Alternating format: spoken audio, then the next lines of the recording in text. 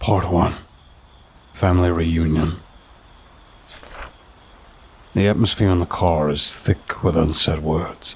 The streets of New Orleans roll past, the warm glow of the midday sun punctuating the colonial architecture and lively marketplaces. It's a mild day in late January, the kind that makes you believe spring is just around the corner, even when it's months away. As a private eye, I welcome a day off like this. No cases, no mysteries, just a simple drive to my parents' house for Tet. But as every investigator knows, there's no such thing as a simple drive. The text I received earlier in the day still looms over me. We need to talk. That's all the message says. No follow-up text, no response to my requests for elaboration. Nothing good ever starts with those 4 words. Sitting next to me, Renee, my wife and crime-solving partner, nervously checks herself in the sun visor mirror for what seems like the 100th time. Her brunette locks cascade down her back in soft waves, contrasting with her porcelain skin. Her gray eyes, deep and enigmatic, dart from the mirror to the scenery outside and back again. Her red lips purse in anxiety. After a decade of marriage, you'd think she'd be accustomed to these visits. Yet she looks more terrified now than she did facing the beast of the bayou last summer. Can you give it a rest? You look fine. I snap, more harshly than I intended to. Renee's eyes lock onto mine, a tempest in her gaze.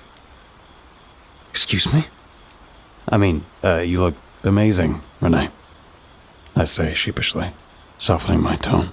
Renee pulls at her dress, her eyes returning to her reflection. Do I look fat in this? Trying to lighten the mood, I quip. If you were any thinner, you'd be invisible. Renee's eyes narrow. She doesn't look pleased. I immediately regret my attempt at humor. I just want to make a good impression, you know? She murmurs. I glance over at her, my grip tightening on the wheel. Renee, they've seen you hundreds of times. If you hadn't made an impression by now, maybe you never will. She shoots me a glare. You know it's not that simple. It's just, they look at me and I still feel like an outsider. You know how much I want them to like me. They do like you. They love you, I reply. Besides, it's just dinner. She stiffens. It's not just dinner to me, Ash. It never has been, and you know it. Letting out a deep sigh, I can't contain my frustration. Why does everything have to be a drama with you? Her eyes flash with anger. You're blaming me? Just because I care about how I'm perceived? That's not the point. This excessive self-consciousness. It's becoming a problem. I glance at her, regretting my words even before they land. Renee's eyes turn glassy, a mixture of hurt and anger. Excessive self-consciousness? Really, Ash? Maybe if you'd been a bit more self-conscious during that recent case, things would have turned out differently. I raise an eyebrow, struggling to keep my voice level. You're bringing up the Daniels case? That's what this is about? Her nostrils flare, her frustration evident. You know it's not just about the case, but since we're on the topic, maybe if you weren't so self-absorbed in your methods, you'd have seen the signs. I scoff. What signs? That I was following my instincts as I always do? Exactly, Renee exclaims, pointing a finger at me. Your instincts. Not once did you think about how your actions could affect others, like when you decided to break into Daniel's office without backup. I snort. This is rich coming from you of all people, Renee. I say tersely. Between the two of us, you've always been the reckless one. Remember the stunt you pulled last year on the Montgomery case? You almost got us both killed. Renee's voice lowers, her anger dissolving into vulnerability. Ash, I'm just saying. Maybe we both need to think more about consequences, about the future, about... As the SUV pulls up to a quaint apartment complex, the vibrant figure of our secretary, Amber, appears at the door. Her eyes widen slightly at the sight of the vehicle, and she hurriedly makes her way, carrying a carefully wrapped dish. I can see something deeper in Renee's eyes, a tremble in her voice, something she's hesitating to say. but my own frustration blinds me to her subtle attempt to change the conversation's direction. The apartment complex looms larger as we pull into the parking lot, and the sight of Amber hurrying towards us distracts me further. Can we please talk about this later? I beg her, not wanting to cause a scene. Her mouth tightens, and she gives a small, reluctant nod, looking down at her lap. Fine, she whispers, the unspoken words hanging heavy in the air between us. Hey, y'all, She greets cheerily as she gets in, unaware of the stormy atmosphere in the front. thanks again for inviting me. I'm so excited. As she settles into the seat, she can't help but notice the icy silence. Everything okay? She asks, her voice hesitant. Renee and I trip over each other to respond. Everything's fine, I say. Absolutely, Renee adds, her tone just a tad too sweet. Amber raises an eyebrow, but decides not to push further. So, She begins, trying to change the topic. Tet is like Vietnamese Thanksgiving, right? 'Cause I brought casserole. Renee laughs softly. Not exactly, Cher. It's more like New Year's. It's a time for family and to celebrate fresh starts. Seeing an opportunity to lighten the mood, I chime in with a smirk. You know, our previous secretary made the same mistake. Brought a turkey and everything. We never saw her again after that Tet dinner. What was her name? Gail? It's still our most mysterious cold case. Amber's face pales, but before she could react, Renee rolls her eyes and playfully swats at me. Don't listen to him. He's just messing with you. Gail moved to California to be closer to her grandkids. I could see the relief wash over Amber's face. Renee smiles at her. If it puts your mind at ease, I made a traditional Cajun Mardi Gras dish. Chicken and sausage gumbo. It's a bit spicy, but I think everyone will love it. Amber's eyes light up. That sounds amazing. Renee grins, then turns her attention back to me. Ash, did you remember to bring the Lisi from Theo and Mia? Amber, looking confused, chimes in. Lisi? What's that? Renee explains. It's a Tet tradition. Elders give red envelopes with money inside to younger family members. It's meant to bring luck and prosperity for the new year. Amber nods, understanding. Oh, so like a New Year's present. Renee nods, then eyes me with a pointed look. So, Ash, did you put in $50 for each of them? I sighed, rubbing my temples. Yes, I did. She gives me an approving smile. Great. I just want to be a good aunt, you know? They're growing up so fast. Amber catches on to the tension, and with a puzzled expression, she looks from me to Renee. $50 seems generous. I mumble. I wanted to give them 20 each, but some people believe in spoiling them. Renee and I lock eyes. For a moment, all the heated words and unspoken issues between us hang in the air. But as Amber looks between us, curiously, we reach a silent truce. For her sake, and for the sake of the day, we let it all slide in the background.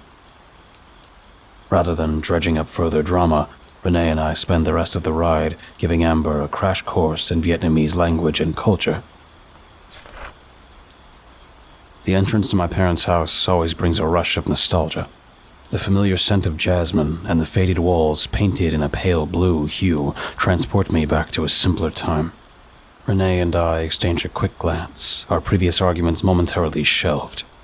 For the next few hours, we are a happy couple. In my line of work, you get really good at pretending. Stepping out of the car, the sounds of laughter and the faint murmur of voices reach our ears. It seems the entire extended family has already gathered.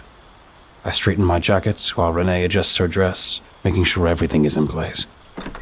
As we near the entrance, the door swings open to reveal my mother, a small, plump woman with graying hair pulled back in a tight bun. Her face lights up with a bright smile as she sees us. Ah, Asher, Renee, you came. She exclaims, her Vietnamese accent shades her English. My father, a tall, grizzled man with hands roughened from years in the fishing industry on the Gulf, appeared behind her, a wide smile on his face. Chao Mung. Welcome, he booms, pulling me into a bear hug. It's good to see you, Mom and Dad, I say. The words wrap over my tongue as comfortably as a well-worn coat. Renee steps forward with a shy smile. Chukman namoy, Papa. Happy New Year, Mom and Dad, she says, her accent thick, but her effort brings a broad smile to my mother's face. My mom smiles warmly. Very good. Happy New Year, dear. Dad comments. Better every year. Soon we won't know you're not Vietnamese. My mom's face tightens, a glare flashed at him for his potentially insensitive remark. Renee lets out a light, good-natured laugh, brushing off the comment with grace. One day, perhaps, but until then, I'll keep practicing. Mom reaches up to embrace Renee warmly. She then pulls back to inspect her, eyes full of warmth. You look beautiful, Con, she says, using the Vietnamese word for daughter, as though to reassure her of her place in the family. Oh, this is Amber, by the way, our secretary at the agency.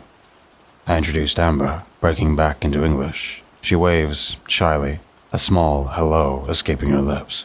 I scan the room. The familiar hum of conversation and warm amber light embrace me. Older relatives sit on one side, their conversations a flowing river of lyrical Vietnamese. Their laughter, accompanying a game of Tien Lan, merges with a gentle clink of teacups. On the other side, my younger cousins chatter excitedly in English, their eyes glued to a smartphone as they share the latest online sensation. My gaze drifts to the wall, adorned with family photographs, moments of joy and milestones frozen in time, interspersed with stern portraits of me as a Marine. I'm drawn to the corner of the living room where the family altar stands. The soft glow of candles illuminates photographs of ancestors, their faces forever frozen in time. My eyes rest on the picture of my grandma, Kim, the woman who helped raise me.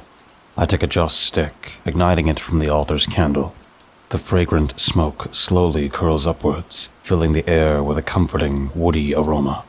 It mingles seamlessly with the savory scent of my mom's cooking wafting from the kitchen.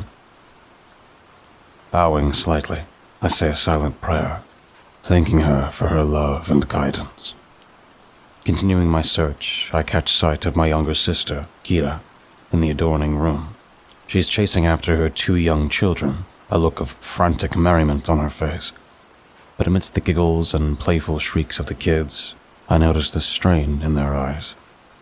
A shadow of sadness and uncertainty that she's doing her best to hide. The absence of Chuan, her husband, hangs in the air like a heavy, unspoken word.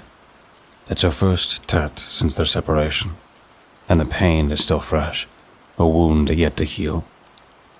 Navigating my way towards Kira feels like treading through a determined defense on the football field.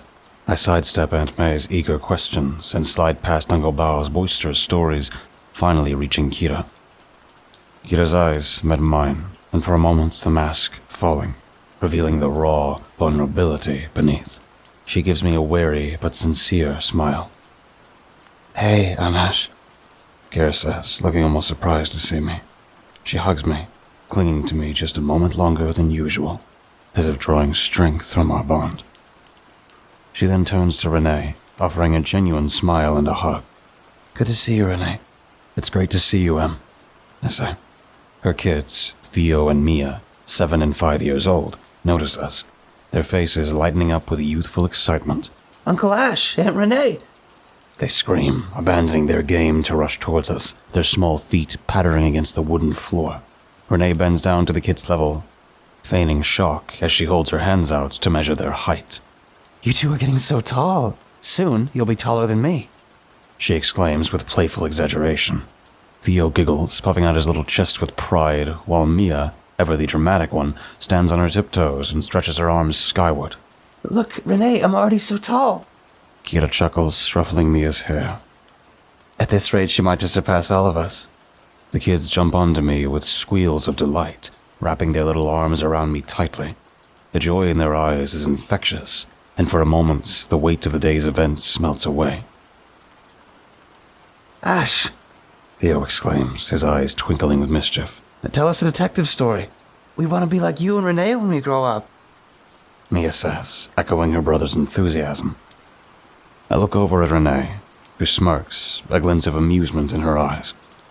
We agreed a long time ago that the real stories from our line of work aren't suitable for little ears.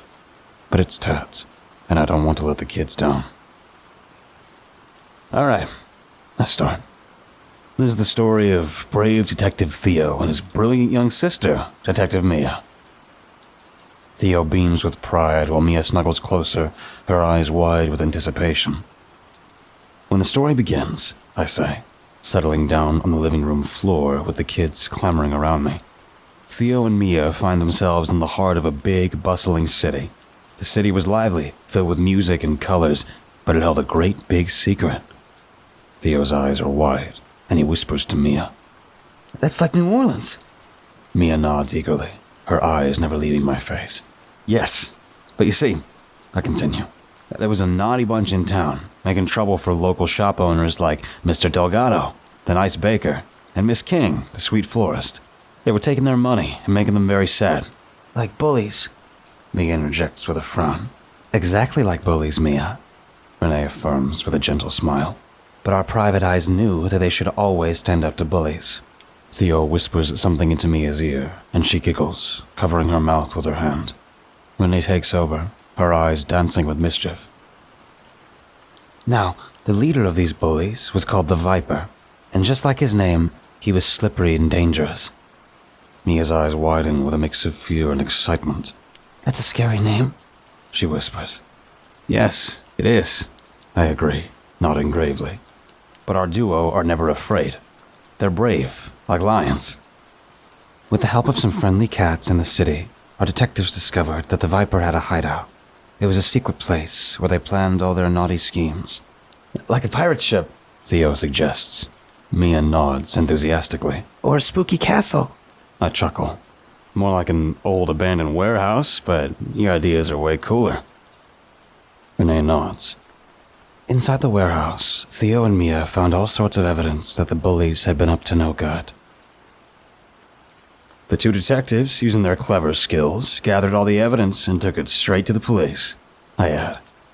The police were very impressed with their work, and soon arrested the bullies, making sure they couldn't bother Mr. Delgado, Miss King, or any other shopkeepers again. Mia clapped her hands in delight. Yay for Detective Theo and Detective Mia. And you know what happened next?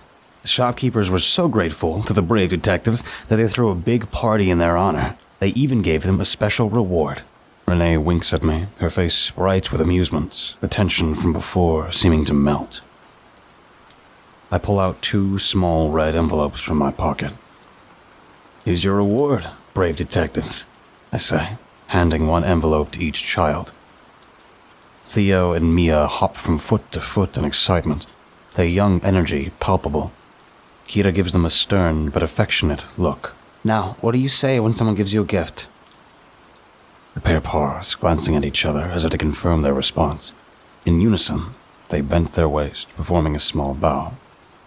Kam un kau ash, kam un marene, they chorus, their Vietnamese impeccable. It's a clear sign of Kira's efforts to instill in them a connection to their roots. You are very welcome, Renee responds. The children's laughter fills the air as they dart away, the envelopes clutched tightly in their hands, eager to share their treasures with their cousins. Kira watches them go, a tender smile playing on her lips, as the sound of their laughter fades into the background hum of conversation and clinking dishware. Her expression changes, the fatigue and melancholy creeping back into her face. She leans against the doorway, arms crossed loosely over her chest. You and Renee, you're really good with them, Kira murmurs, her voice soft. I offer a modest shrug, feeling the warmth of her words. They're great kids, Em. If she only knew. The tale I'd spun for the kids was a sanitized version of the gritty reality. There really was a protection racket. The Viper was no fictional bully, but Vincent the Viper Marcello, a feared mafia capo. Renee and I had infiltrated his compound, swiping a hard drive teeming with evidence of his dirty dealings, including evidence linking him to at least 3 murders. I also deliberately left out the grisly part of the story, where we abducted one of Marcello's thugs and pistol-whipped him with the gun he'd used to threaten the shopkeepers until he gave away his boss's hideout. I gently touched her arm. So, how are you holding up? I asked in a soft voice, leaning closer as to keep the conversation private amidst the bustle of the celebration. She offers a small, tight-lipped smile, a reflexive gesture that doesn't reach her eyes. Oh, I'm doing... Her voice trails off, her gaze drifting to where her kids had disappeared. I'm managing. Do you want to talk about it? I ask, gently. Not right now, she replies, her voice a whispered sigh. After dinner, with stomachs filled and hearts warmed by food and familial laughter, Renee and I made our way to the kitchen to help clean up. The counters are littered with dirty dishes, remnants of the sumptuous feast we all enjoyed. The sink's faucet runs in a steady stream as we rinse and stack the dishes for washing, working in comfortable silence as the sounds of the celebration continue in the other rooms. Kira slips into the kitchen, her expression soft. Renee, why don't you go join the others? She suggests. I heard they're starting karaoke in the living room. Renee's eyebrows shoot up in surprise, a light laugh escaping her lips. Oh, I can't sing, especially not in Vietnamese, she protests. Kira smiles, drying her hands on a dish towel. They have English songs too, You can keep Amber company, I say, nodding towards the living room where I see Amber, who's had one too many beers, flirting unabashedly with my cousin Dan. She seems to be doing just fine, she observes, still hesitant. Come on, I'll take your place here. Besides, she says, casting a glance in my direction, I have a lot to catch up on with my big brother. Before Renee could protest, other family members peek into the kitchen, echoing Kira's sentiments and whisking her away into the other room. With Renee now out of the kitchen and the hum of a familiar ballad emanating from the living room, Kira and I find ourselves surrounded by the relative quiet. The moment is disturbed by the rustle of plastic as Kira gestures to the bags of trash filling a corner of the room. Hey, can you help me take out the trash? I nod, grabbing a bag and following her out the back door. The night air is crisp and cool, a stark contrast to the warm bustle inside. The sky is painted with a million stars, and the distant chirping of crickets creates a quiet background rhythm. After we dump the trash bags into the bins, I noticed Kira's gaze drifting towards the backyard's far corner. It's where we used to have a secret hiding place as kids, a little nook in the hedge where we would discuss our greatest adventures and plans. The hedge has grown thick and wild, but the nook still seems to be there. Remember that place? Kira asks, her voice wistful. How could I forget? I reply, a hint of a smile playing on my lips. Walking over to the hedge, the crunch of the grass beneath our feet breaks the silence of the night. We stand before it, side by side, our breath visible in the cool night air. A flood of memories rushes back. All right, spill it, Kira, I say in a low voice. What was that cryptic text about? She takes a deep breath, and in the glow of the stars, her eyes glisten with unshed tears. I'm scared, hon, she whispers. The vulnerability in her voice tugs at my heart, and I reach out, squeezing her hand reassuringly. What's going on? She hesitates, taking a moment to gather her thoughts before speaking. It's about John. I'm worried. He's changed. I think he's involved in something dangerous, and I fear for his safety. How do you know? I ask, trying to keep my voice steady. Her voice trembles as she recounts her recent encounter. A few nights ago, I went to his apartment to pick up some things for the kids. I wasn't expecting him to be home, but he was there, with a woman. I narrow my eyes, feeling a prickle of irritation. My mind jumps to conclusions. Kira, he's not your responsibility anymore. If he's seeing another woman, it's none of your... Kira whirls around to face me, her eyes ablaze with frustration, cutting me off mid-sentence. Ash, that's not it. Listen to me. She takes a deep, shaky breath, and her voice drops to a whisper. The woman, she was dressed in a long, dark robe, and her face was covered with some kind of ornate mask. They were standing in the living room, holding hands in a circle with other people in similar outfits. I let out an audible sigh, brushing off her concerns. It sounds like he's just involved with someone who's into new age shit. Stop. Just stop. It's not what you think, she insists, desperation threading her voice. She fumbles with her phone, her fingers trembling as she quickly navigates to her gallery. She thrusts the device into my hands, a video cued on the screen. Watch this. I press play, and the video opens with a shaky view of Chuan's apartment from the partially obscured doorway, probably taken while Kira was hiding. The ambience is dim, only illuminated by the gentle flicker of countless candles, casting eerie, dancing shadows on the walls. In the middle of the room, Chuan stands surrounded by a group of similarly masked individuals. Their robes are not just dark, they seem to absorb the light around them, as if they are made from the very fabric of the void. The chanting begins softly, almost drowned out by the waxing and waning of the wind outside, but it quickly escalates, growing louder and more frantic. Suddenly, a dark mass starts to form in the middle of the circle. It doesn't make any logical sense. It's as if the very fabric of reality is tearing apart. This inky blackness writhes and pulsates, taking on an almost liquid form before solidifying into a shapeless, hulking mass. The mass seems to shimmer and undulate, as if it's not completely of this dimension, and its presence feels oppressive, as though it's emanating a force that threatens to crush everything in its wake. The masked figures, including Chuan, begin to levitate, drawn towards this entity as if caught in its gravitational pull. Whispers echo around the room, not from the people present, but from the entity itself. It speaks in a multitude of voices, a cacophonous symphony of tones and pitches, the language indescribable and unlike anything of this earth. The voices grow louder, building to a deafening crescendo, before everything suddenly goes quiet. The abrupt silence is stifling. The creature, a maelstrom of shadows and whispers, speaks again, this time in English.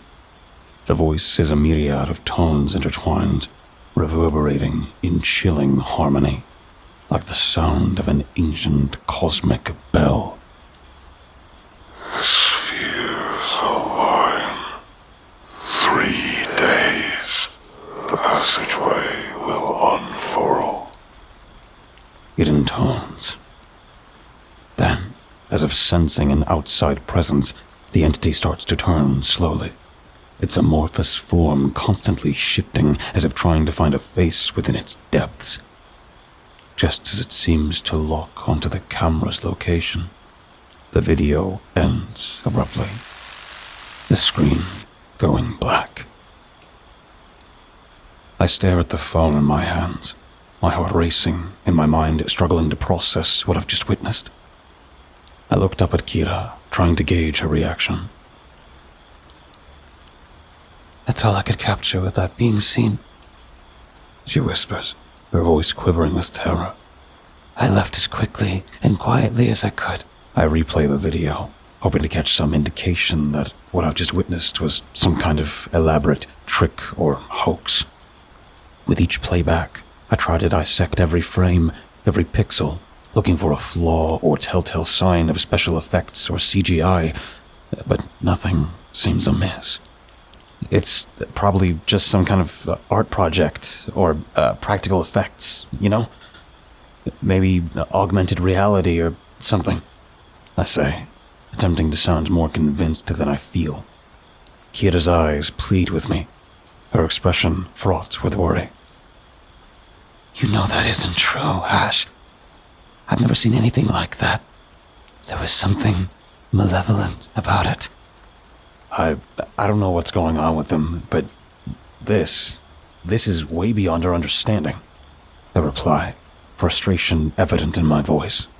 She steps closer, her voice taking on an urgent tone. Please, Ash. I don't care if we can't explain it. I just want to know he's okay. I grit my teeth, clenching my fists. Why do you still care? After everything? Her eyes glisten, and she looks away for a moment before meeting my gaze. He might have hurt me, but he's still the father of my children. I have to know he's safe. For the kids. The memories flood back in a tidal wave. The last time I saw anything close to the fear I see in Kira's eyes right now was years ago, during her college days. She'd come home with a black eye, attempting to hide it behind oversized sunglasses and hastily applying makeup. I remember the white-hot rage that had boiled within me. We didn't need words. I knew exactly who had done it. That evening, her then-boyfriend learned the hard way that no one hurt my little sister and got away with it. Taking a deep breath, I met Kira's gaze, the weight of the situation settling in. Okay, I relent. I'll help, but we do this carefully and intelligently. She grips my arm, her touch filled with gratitude and desperation. Thank you, hon. But you have to promise not to tell Renee about this. Why not? Is it because she's not yet? I ask, my voice tinged with a hint of irritation. The question instantly sets a spark in Kira's eyes. How dare you ask me that? She retorts, offended. I love Renee like a sister. It's not about that. I can't have anyone know, not even Mom and Dad. Please, this stays between us. I nod, keeping the storm of thoughts at bay for a moment, as I agree to Kira's condition. My heart thuds against my chest, mirroring the pounding rhythm of a war drum. We're interrupted by a sudden rustling and a beam of light illuminating the hedges, turning the leaves a vivid, almost otherworldly green. Renee steps into view, her brows knitted in confusion. What are you two doing in the bushes? We stand, realizing that the childhood nook doesn't conceal us like it used to. The growth spurts over the years have rendered the hiding spots ineffective. We tower over the hedge. Just reminiscing about old times? Kira says quickly, her voice strained yet stable. The vulnerability from moments ago has receded behind a mask of normalcy. Renee eyes us skeptically, but shakes her head with a playful smile. Well, I just did a rendition of Billie Jean. Let's just say MJ's probably turning in his grave, she says, brandishing a microphone like a trophy. Your turn to suffer, my love. I take the mic from Renee, my hand brushing against hers. Her skin is warm and comforting, a stark contrast to the chill that has settled deep within my bones. You set the bar so high, I tease with a forced laugh, trying to make light of the situation. I don't know how I can compete with the Cajun Queen. Renee laughs. Oh, just wait till you see me moonwalk, she teases, her eyes twinkling. As we walk back towards the laughter and light of the living room, Kira's gaze finds mine, a silent plea reflected in her eyes, reinforcing the pact of secrecy between us. I gave her a subtle nod, a promise shrouded in dread and uncertainty.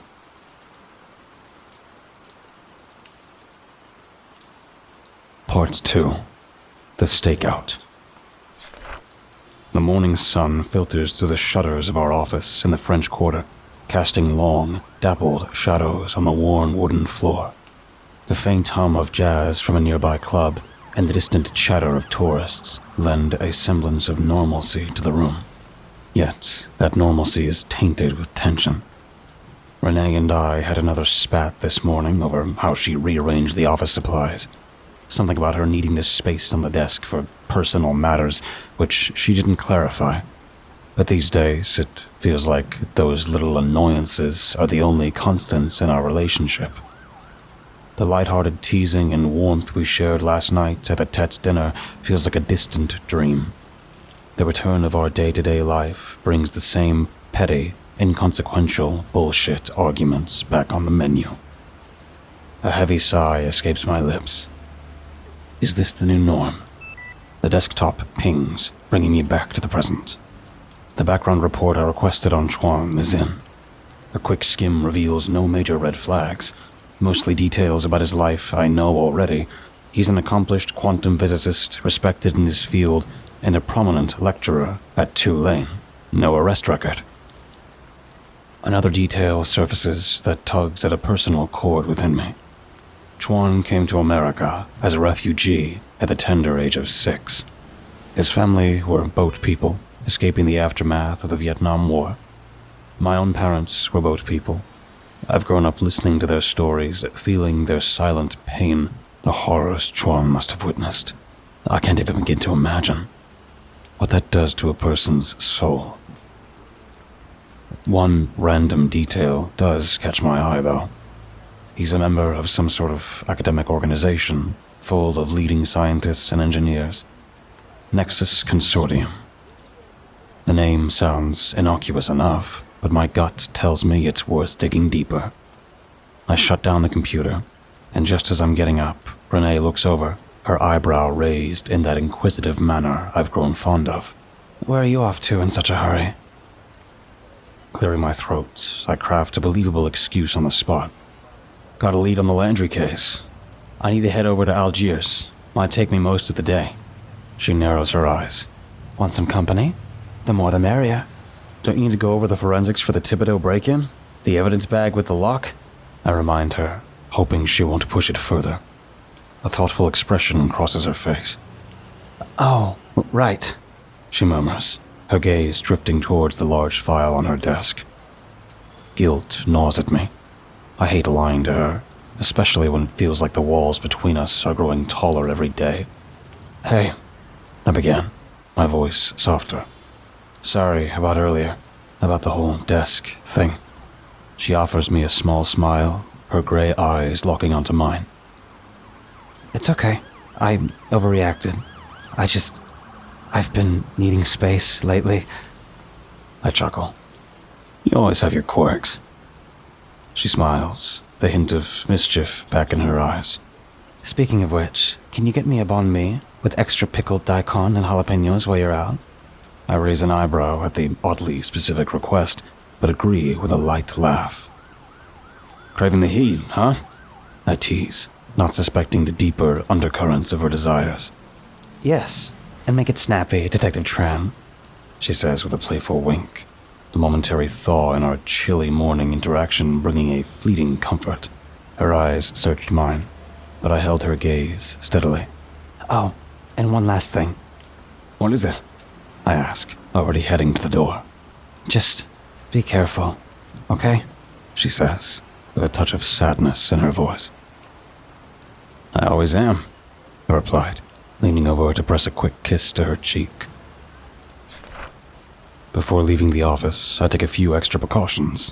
I put my phone on airplane mode to prevent any location tracking and use a burner phone. I also decide to take the back roads, avoiding the main streets where I may run into someone we know. The drive is nerve-wracking, my mind oscillating between worries about Chuan and guilt about deceiving Renee. I try to focus on the investigation at hand. My first stop is Chuan's apartment. As I park my car a block away from Chuan's uptown apartment complex, my burner phone buzzes with a new text message. It's from Kita. I gave her this number just in case we need to keep in contact. Stay safe, hon. My fingers hesitate over the keys, searching for the right words. Finally, I type back. I will. I promise. Simple, but to the point. As the late morning sun casts its glint over the picturesque uptown apartments, I spot Chuan stepping out of the complex. He's dressed casually, his attire suggesting nothing out of the ordinary. Still, the unease from last night's video hasn't left me. I gave him a head start before starting my car, making sure I don't draw any attention. He makes his way to a nearby coffee shop, and I park a little further down, choosing to watch from a distance. After ordering what seems to be his regular morning coffee fix, he leaves, seemingly lost in his thoughts.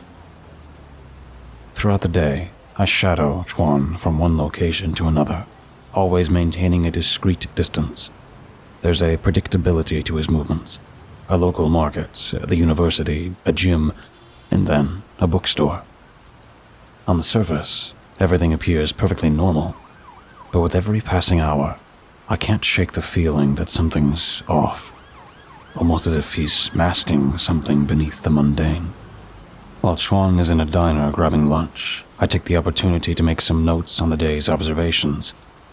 Distracted, I barely register the soft knocking on my car window until it becomes more insistent. Startled, I look up, my heart sinking when I see Renee's face, her eyes flashing with a mix of confusion and anger. You fucking asshole. She spits. Her voice is sharp, unyielding. She only brings out the R-rated French when she's really mad. My mind races, scrambling to assemble a plausible excuse. I stutter, failing to form a coherent sentence. She opens the car door, her eyes scanning the dashboard cluttered with notes and the map highlighting Chuan's routines. Why are you surveying your ex-brother-in-law? Are you out of your fucking mind? How did you... I began to ask. The burner phone, Ash. She interrupts, exasperation tinting her voice. You left the box in your trash bin. I checked with Abby. You're not working on the Landry case. Also, you left your email logged in. I saw the background check you requested on Chuan. My face flashed with a mix of embarrassment and frustration. I was careless, made rookie mistakes. The first was believing that I could outwit a former NOPD detective who knows me better than anyone. She slides into the passenger seat, her presence filling the confined space, making it feel even smaller. The weight of her disappointment anchors me to the seat, a visceral reminder of the rift between us. My initial instinct is to salvage the situation with more lies, but the look in her eyes stops me. She deserves the truth. I try to lighten the blow, a weak attempt to assuage the growing tempest in the car. Look, Renee, I mutter, reaching into the back seat and holding up a paper bag. I got you on me, just the way you like it. The gesture is pathetic and insufficient for the weight of the situation, but it's all I have. She stares at the bag, her features hardens, but flickers of hunger pass in her eyes. Did you get it the way I wanted? She asks in a controlled voice, maintaining the storm within. I nod. Extra pickled daikon and jalapenos. She still looks beyond pissed, but snatches the bag from my hand with a resigned sigh. You have until I finish this sandwich to explain yourself. I nod, watching as she unwraps the sandwich. She takes a bite, never taking her eyes off me. I feel like I'm under a microscope, about to be dissected. Kira asked me to check on Chuan, I admit. So, you're spying for your sister now? She shoots back. Let me guess, she thinks he's seeing another woman. I can't help but let out a soft chuckle. Even in the seriousness of the moment, we had both jumped to the same initial conclusion. Great minds. No, nothing like that. She's genuinely worried about him, I insist. I reach over and grab the tablet from the glove compartment, hitting play on the hidden phone video Kira captured of Chuan. Renee's eyes widen as the video plays, the sandwich in her hand momentarily forgotten. As the screen is filled with the pulsating and shimmering form of the eldritch horror, the banh mi slips from her grasp, splattering condiments on the dashboard and floor. Holy Mother of God, she whispers, her voice trembling. The stern, controlled demeanor she held just moments ago shatters. She turns to me, her face pale, her voice trembling. What the hell is that, Ash? How can something like that even exist?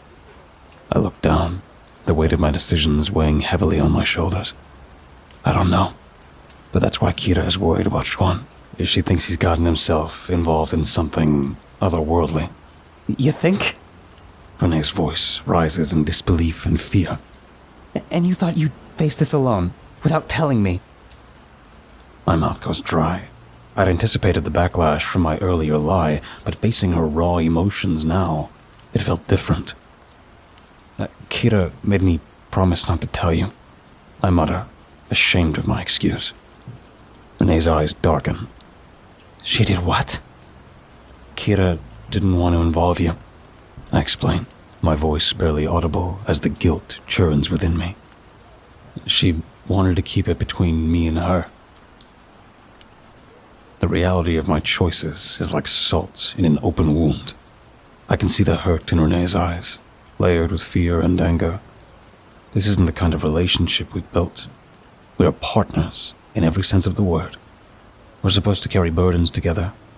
Yet, here I am, dropping the weight of the universe into her, unprepared and unannounced. Just as Renee is about to respond, her eyes flicker to something outside. The words freeze on her lips, and her gaze hardens as she intently looks out of the window.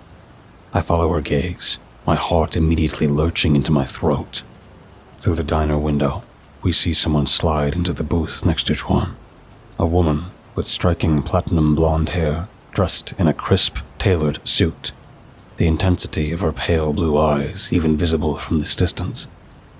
There's an elegance about her, but it's cold, calculated, and she holds herself with an authority that seems almost uncanny. My hand darts to the glove compartment, pulling out the laser microphone we'd used in countless past investigations. The contraption looks like a binocular, but it's specifically designed to pick up vibrations from glass panes, allowing eavesdropping from a distance. Pointing the device towards the diner window, I adjust the frequency, trying to tune in to the conversation inside. Renee looks at me with wide eyes, aware of the gravity of the situation. What are they saying? She whispers. I hand one of the earbuds to Renee, and she hastily inserts it into her ear. We can just make out snippets of the conversation inside the diner. The audio is not perfect, the ambient noise from the streets making it harder to discern the words, but we hold our breath, straining to listen. A crystal clear voice breaks to the ambient noise. Dr. Lee, I trust the preparations for the Void Whisperer are on schedule. The woman's tone is refined with a clipped British accent, a stark contrast to the rustic diner setting. Chuan's response comes through muffled. Yes, Miss Lockhart. Everything is prepared. In 2 days, the world will know of Luoden.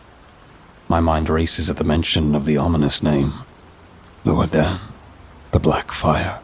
What is Chuan getting himself into? What is the Void Whisperer? Both Renee and I lean in, as if physically getting closer would somehow make the fractured conversation clearer through the earpiece. The woman's voice is calm, but there's a steely undertone that sends shivers down my spine.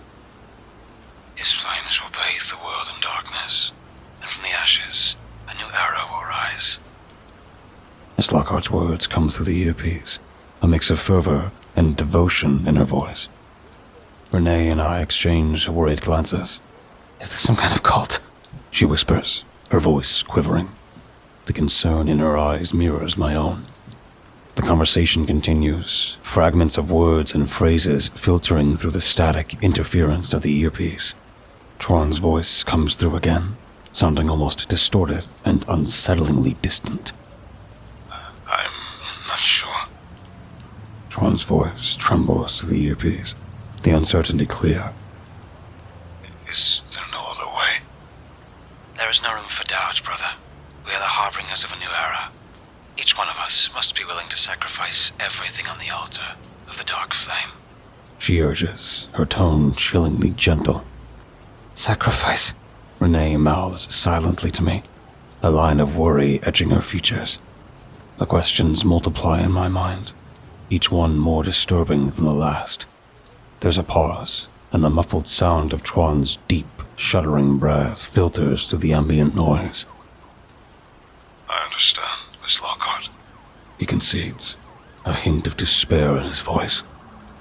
Nothing can stand in our way. I apologize for my moment of doubt. The conversation between Chuan and Lockhart continues, but their words become harder to discern. They talk in hushed tones, whispering about arrangements, people and places, and a device capable of breaching barriers beyond human comprehension. It's a puzzle, each piece more intricate and confusing than the last. We see the pair lock hands across the dinner table.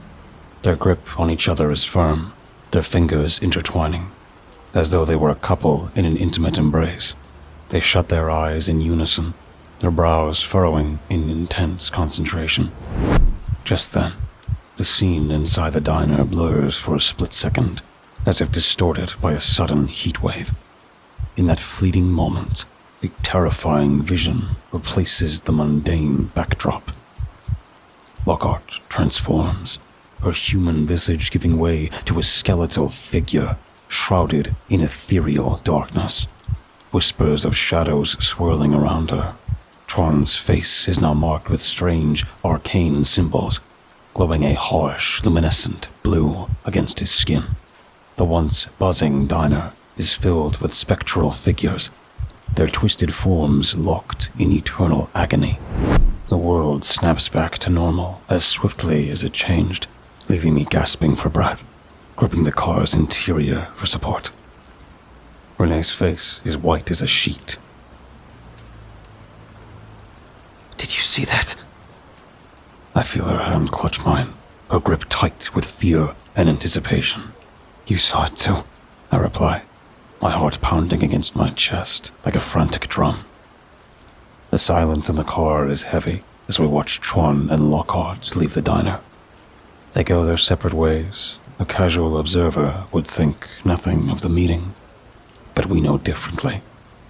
We stumbled into a web far more intricate and dangerous than we could ever imagine.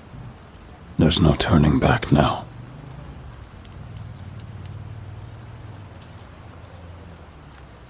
Part 3. Stardust. Renee and I watch as Tron and Lockhart exit the diner. They exchange a brief nod, the weight of their conversation evident in their gestures. Lockhart heads towards a sleek, black sedan, while Tron moves in the opposite direction. We can't tail both, Renee murmurs, her eyes darting between the two. I drum my fingers on the steering wheel, contemplating the decision. It isn't a cheap horror movie. We're not splitting up. Renee smirks, though her face remains tense. Who do we follow? I take a moment to consider our options. Lockhart, while intriguing, is an unknown variable. On the other hand, based on his conversation with her, Tron sounds like he's planning something imminent. The urgency in his voice, the sense of purpose, it all points to immediate action. We'll stick to Tron. I decide, hurriedly, my voice low. But we can't just let her go. I falter, struggling to articulate the unnerving encounter we'd just witnessed. A piece of the puzzle we can't afford to ignore. Renee finishes for me, her voice steady despite the lingering fear in her eyes. Renee's eyes dart to Lockhart, watching her walk towards a sleek, dark-tinted vehicle. You still have that tracker from the laundry case? She asks, already formulating a plan in her head. I do. I retrieve a small, coin-sized tracking device from the glove compartment. But how do you plan on planting it? She smirks, mischief dancing in her eyes despite the weight of the situation. We're in Uptown. It's a bright day, and there are couples strolling everywhere. We'll blend in. Using the crowd to our advantage, we exit the car and meander towards Lockhart's vehicle. Renee takes the lead, her arm casually looped around mine. To any onlooker, we're just a couple out for a leisurely walk. As we near Lockhart's sleek sedan, Renee leans into me, her head resting gently on my shoulder, her fingers subtly brushing the underside of the car. It's done, so seamlessly that even with my knowledge of her intentions, I barely register the moment she affixes the tracker. We've barely taken 10 steps away from the vehicle when Lockhart's voice cuts through the ambient street noise. You there? All of our hearts freeze, and a cold sweat forms at the base of my neck. We turn around slowly, preparing to face the consequences of our daring act. The icy blue eyes of Miss Lockhart bore into us, and there's an unsettling glint in her gaze. You dropped this, she says, holding up Renee's delicate indigo scarf, which must have slipped from her neck during our ruse. Oh my God, thank you so much. Renee quickly replies, feigning a thick New York accent, her voice filled with exaggerated gratitude. I'd hate to come back from vacation and find out I lost it. I quickly catch on, and chiming in, I add, Thanks, ma'am. Always losing something, this one. Can't take her anywhere. My voice is thick with the Bronx twang, striving to mask any recognizable traits of my true voice. Lockhart's penetrating gaze lingers on us for a few unnerving moments, trying to discern any hint of deception. But then, with a subtle tilt of her head, she offers a polite nod. You're welcome. she replies, her accent dripping with British formality. With one last glance, she enters her vehicle and drives off. As we watch the car disappear into the distance, we exhale simultaneously, the weight of the moment pressing heavily upon us. That was close, I whisper. Renee smirks, twirling the scarf around her fingers. Never a dull moment with you, Cher. As we return to our car, I key the ignition, and with a glance at Renee, we set off, trailing Chuan's older model sedan. The route is winding and filled with unexpected turns, leading us away from the bustling neighborhoods of New Orleans and toward the industrial outskirts. Renee keeps a keen eye on the surroundings, while I maintain a discreet distance behind Chuan. Soon, we find ourselves near the mouth of the Mississippi River, where dilapidated warehouses and rusting factories paint a bleak image of an industry long forgotten. Chuan's car slowly and eventually parks near an old factory, seemingly abandoned. The factory, a mammoth structure made of old red bricks, is imprinted with faded lettering spelling out Creole Cotton Mills, hinting at its former glory days. Towering chimneys stretch upwards, and large windows, some broken, punctuate the building. We park a few blocks away to avoid being spotted, making our way on foot. The heavy scent of the Mississippi fills the air, mixed with a faint metallic odor that I can't quite place. We need to get a closer look, I whisper, pointing towards a side entrance. We made our way stealthily, avoiding the scarce light from the lampposts.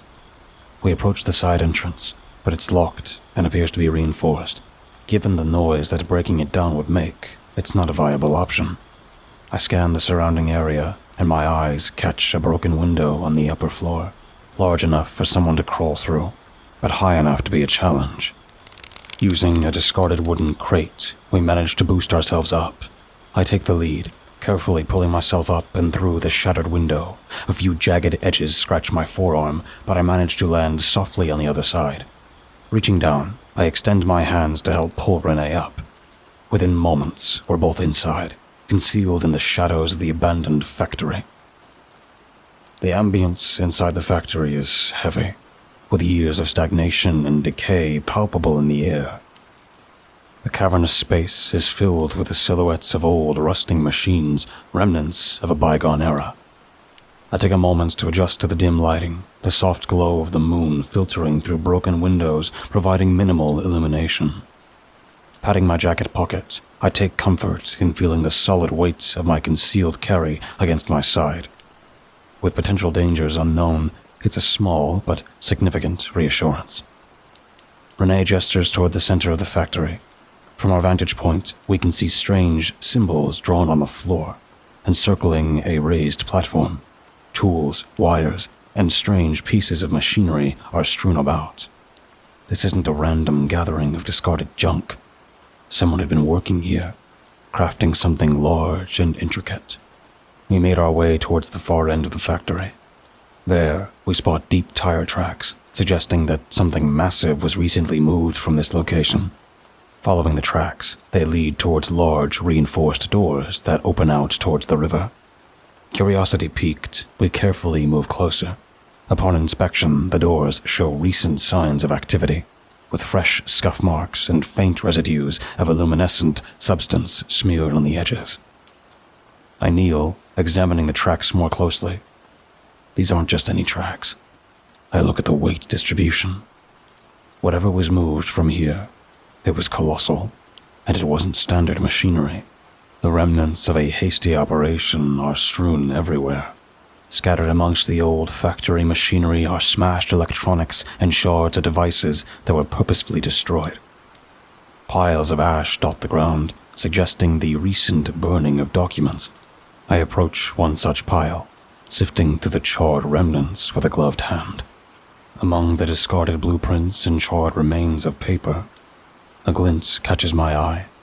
I carefully brush aside the ash, picking up a half-burned photograph, the edges blackened and brittle to the touch.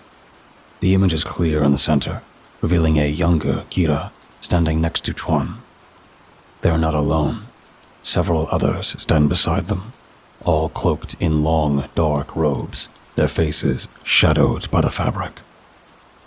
Renee comes over, looking over my shoulder. Her sharp intake of breath is audible in the otherwise quiet factory. Is that... She trails off, not needing to finish her sentence.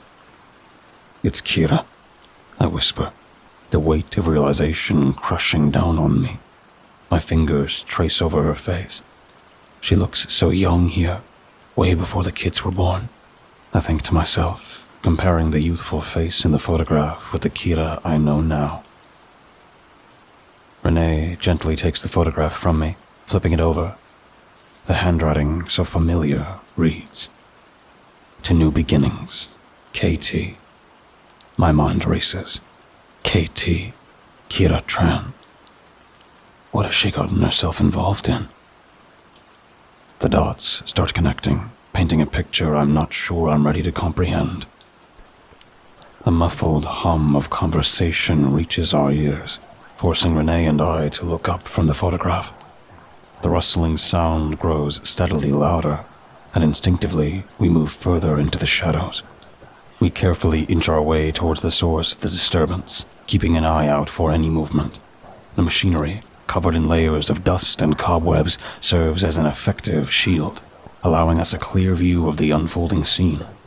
As we reach the factory's loading dock, we see Chuan standing near the loading dock, surrounded by half a dozen figures, their bodies adorned with the same arcane symbols that marked Chuan's face in the diner vision. Their dark robes swish quietly, and the air seems to throb with a palpable energy, thick and foreboding. Lying prostrate on the ground, bound and gagged, is a young man, his face marked by terror. A smashed GoPro camera lies nearby, its light flickering erratically. "He was snooping around," one of the armed men growls, a hint of amusement in his voice. I was just exploring. The young man pleads, his voice muffled by the gag. Urban explorers have become a phenomenon in recent years, thrill seekers searching for the next abandoned location to document and share with the world. This one unknowingly wandered into a den of vipers. Chuan glances at the bound man, his face devoid of any emotion. The captive's eyes dart around, pleading for mercy, but the chilling indifference in Chuan's gaze offers no hope. Please, I didn't see anything. I swear. The captive sobs. Chuan kneels down, bringing his face inches from the terrified man. "Your fate was sealed the moment you stepped foot here," he says. His voice has a hint of empathy. "But take solace, young one. In death, you shall contribute to the coming of Luaden." Before any of us could fully process Chuan's cryptic words, one of the armed apostles steps forward, holding a syringe filled with a shimmering fluorescent liquid. Its glow seems otherworldly, pulsing as if alive. Without hesitation, Chuan takes the needle and thrusts it into the young man's arm, emptying the contents into his bloodstream. A guttural scream tears from his throat, resonating with pure agony. His body convulses violently, the light from the liquid spreading, turning his veins a ghostly blue. Every instinct in my body screams to lunge forward, to do something, anything to save the man from the agonizing fate he's been subjected to. But a firm grip on my arm stops me. It's Renee. Her eyes, usually filled with a fiery determination, are filled with uncharacteristic fear. Her terrified eyes seem to say, "We can't take them all. Not here. Not now." I watched, paralyzed with horror, as the poor soul's body begins a terrifying metamorphosis. His skin turns translucent, each cell pulsating and shifting as if it's being reorganized by the fluorescent substance. His eyes cloud over, becoming milky white orbs devoid of any semblance of humanity. He thrashes violently on the ground for what feels like an eternity. His screams become more inhuman and distorted with every passing second. Then, as abruptly as it began, it stops. The man's writhing body goes limp, his once human form now a rapidly disintegrating mass of shifting, undulating cosmic energy. It's as if the very fabric of his being is torn apart and resembled into something beyond our comprehension. The sight is both captivating and horrifying.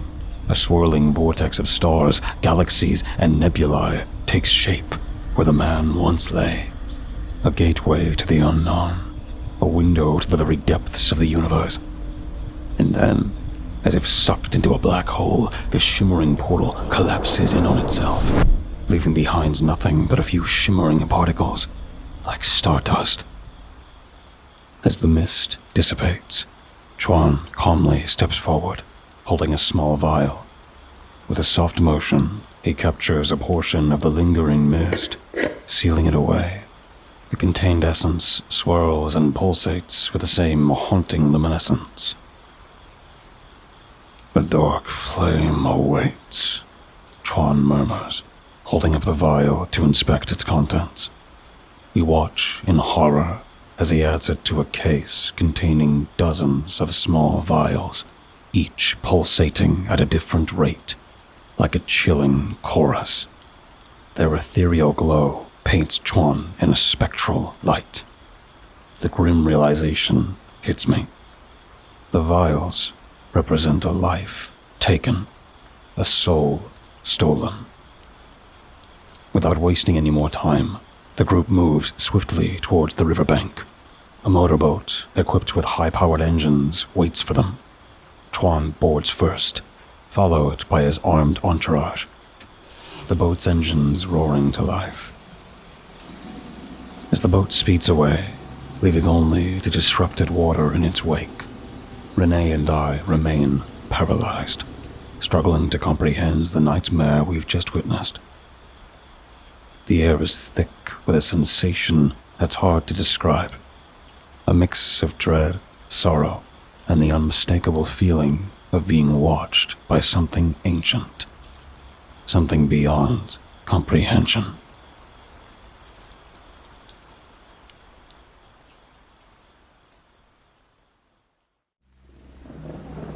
Thank you for listening and delving with me into the dark together. Please remember to leave a thumbs up and subscribe if you feel so inclined. The more engagement this video gets, the more YouTube will push my content to others. Thus, the following will grow. All stories read in this channel will be available on Spotify, iTunes, and just about everywhere else. Links in the description. Thank you for listening and feeding the cause. We'll be seeing you